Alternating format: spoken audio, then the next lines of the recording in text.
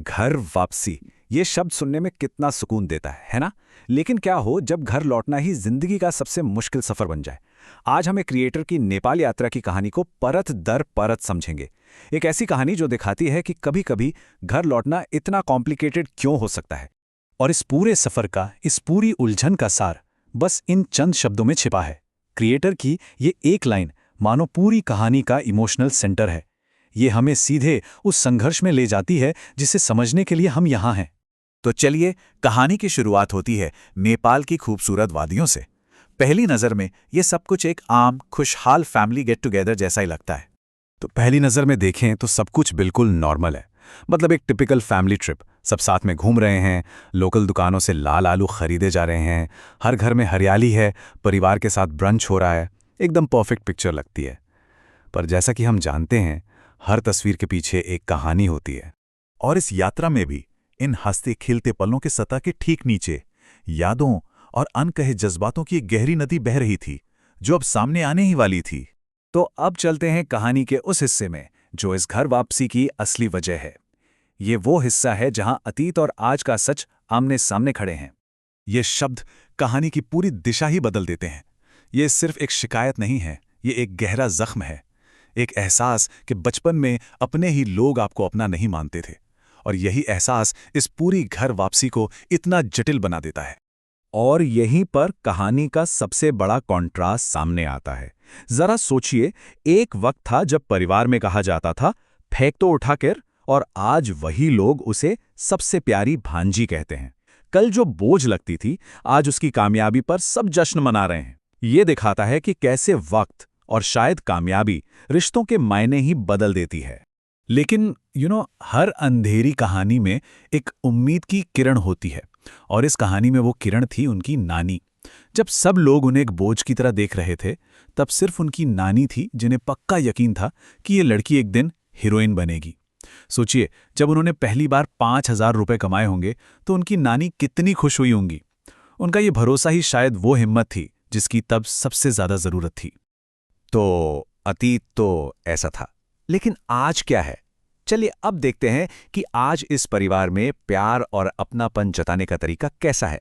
यानी प्यार, मजाक और थोड़ा सा संघर्ष।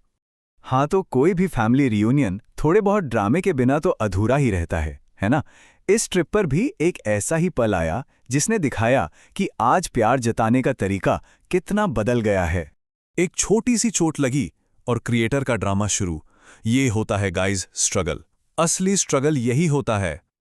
अब ये सुनने में तो मजाकिया लगता है, पर इसके बाद जो परिवार ने किया वो देखने लायक था। तो ये असली स्ट्रगल क्या था? पैर में एक मामूली सी चोट, लेकिन इस पर क्या हुआ? मामा ने फौरन गोद में उठाया, अस्पताल की तरफ भागे और पूरे रास्ते प्यार से टांग भी खींचते रहे। मतलब चिंता भी है और मजाक भी। ये दिखाता है कि अब रिश्तों में कितनी गर्मजोशी आ गई है। घर वापसी का मतलब सिर्फ लोगों से मिलना नहीं होता, है ना? इसका मतलब होता है उन पुरानी यादों से दोबारा जुड़ना।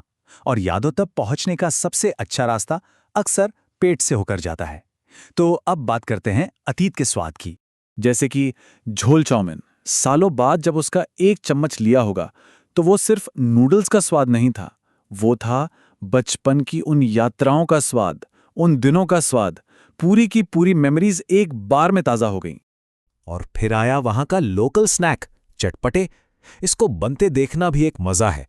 पहले वो खट्टा सा चूक पेस्ट, फिर उसमें चने, फिर आलू, सब मिक्स करके वाह, सिर्फ 20 रुपए में मानो पुरानी यादों से भरा एक पूरा कटोरा मिल गया हो। स्वाद के साथ साथ जगह भी तो यादें ताजा करती हैं।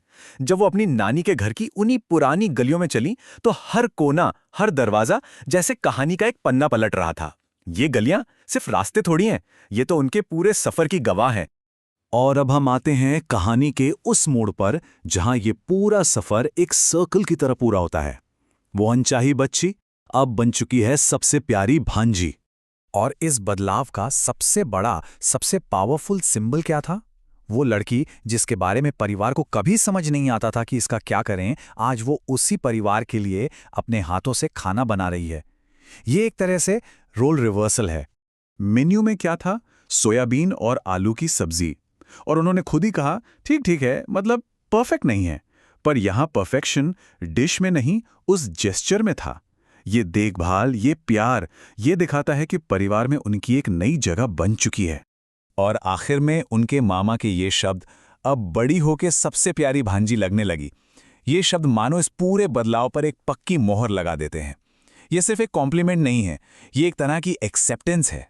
तो ये कहानी हमें एक बहुत बड़े सवाल के साथ छोड़ जाती है कि हमारी पहचान बनाने में या बिगाड़ने में हमारे परिवार का कितना बड़ा हाथ होता है, और क्या वाकई वक्त और कामयाबी अतीत में लिखी गई कहानियों को दोबारा लिख सकते हैं।